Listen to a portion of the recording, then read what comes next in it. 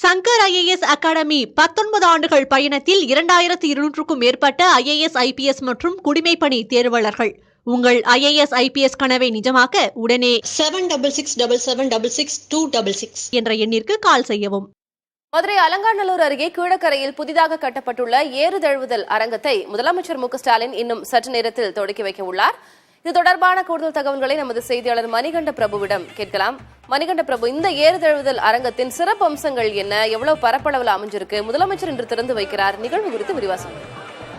திலகவதி, தமிழர்களின் பண்பாட்டு பெருமையும் பாரம்பரிய விளையாட்டுமான ஜல்லிக்கட்டு போட்டிகளை நடத்துவதற்காக தமிழகத்திலேயே முதல் முறையாக கட்டப்பட்ட பிரத்யேகமான ஏறு தழுவுதல் அரங்கத்தை இன்னும் சற்று நேரத்தில் முதலமைச்சர் மு க ஸ்டாலின் திறந்து வைக்க இருக்கிறார்.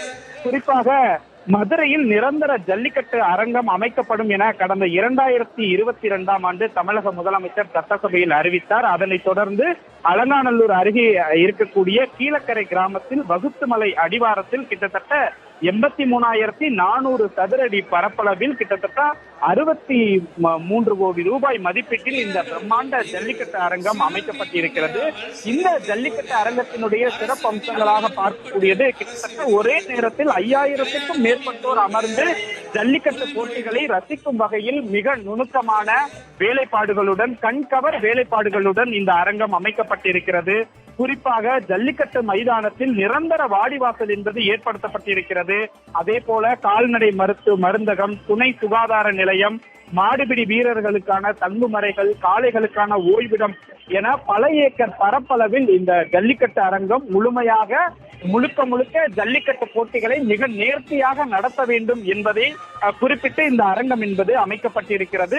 இன்றைக்கு நடைபெறக்கூடிய இந்த சிறப்பு விழாவையொட்டி முதல் ஜல்லிக்கட்டு போட்டியையும் முதலமைச்சர் மு க ஸ்டாலின் தொடங்கி வைக்க இருக்கிறார்.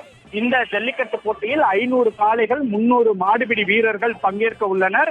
இந்த ஜல்லிக்கட்டு போட்டிகளில் வெற்றி பெறக்கூடிய, அதாவது முதல் வீரருக்கு மகேந்திரா தார் கார் பரிசாக கொடுக்கப்பட இருக்கிறது. அதே போல வெற்றி பெறும் காளைக்கும் மகேந்திரா தார் கார் கிட்டத்தட்ட 20 லட்சம் ரூபாய் மதிப்பீட்டிலான அந்த கார்கள் கொடுக்கப்பட இருக்கிறது.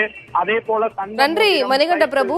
முதல்வர் வந்த பிறகு விழா தொடங்கும் போது நாம் தொடர்ந்து இது குறித்து பேசலாம். உங்களுடைய தற்போதைய கள விவரங்களுக்கு நன்றி. சங்கர் IAS அகாடமி 19 ஆண்டுகள் பயணத்தில் 2200க்கும் மேற்பட்ட IAS IPS மற்றும் குடிமைப்பணி தேர்வாளர்கள்.